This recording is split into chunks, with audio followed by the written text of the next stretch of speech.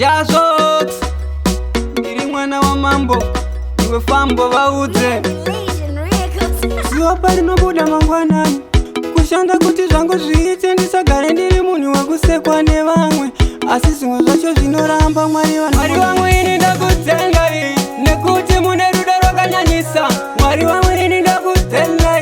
nekuti mune rudo rwakanyanyisa Mwari wangu ini ndakutenda nekuti mune rudo rwakanyanyisa Mwari wangu ini ndakutenda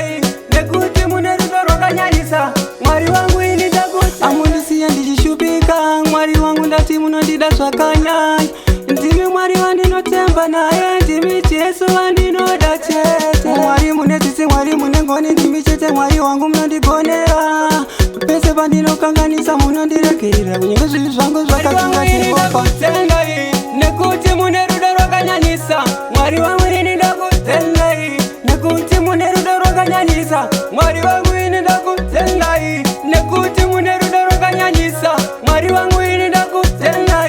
nekuti mune rudo rwakanyanyisa Mwari wangu ini ndakutenda nyangwe ndikatambudzika munondida hakuna nguva yamunondisiya zvakaoma ndimi Mwari wangu chete imi mune rudo hakuna mumwe wandinotemba naye ndimi chete Jesu wandinoda Mwari wangu makanaka ndimi chete hakuna mumwe wandichada Mwari mune tsitsi mune rudo ndimi chete mune ngoni nekuti mune rudo rwakanyanyisa Mwari wangu ini ndakutenda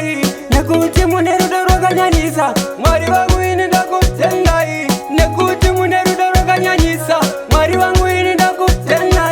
nekuti mune rudo rwakanyanyisa Mwari wangu ini ndakutenda amundisiya ndichishupika Mwari wangu ndati munondida zvakanyanya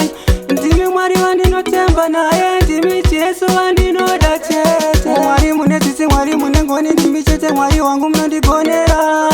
pese pandinokanganisa munondirekerera kunyange zvivi zvangu zvakachingatirwa nekuti mune rudo rwakanyanyisa Mwari wangu ini ndakutenda nekuti mune rudo rwakanyanyisa Mwari wangu ini ndakutenda nekuti mune rudo rwakanyanyisa Mwari wangu ini ndakutenda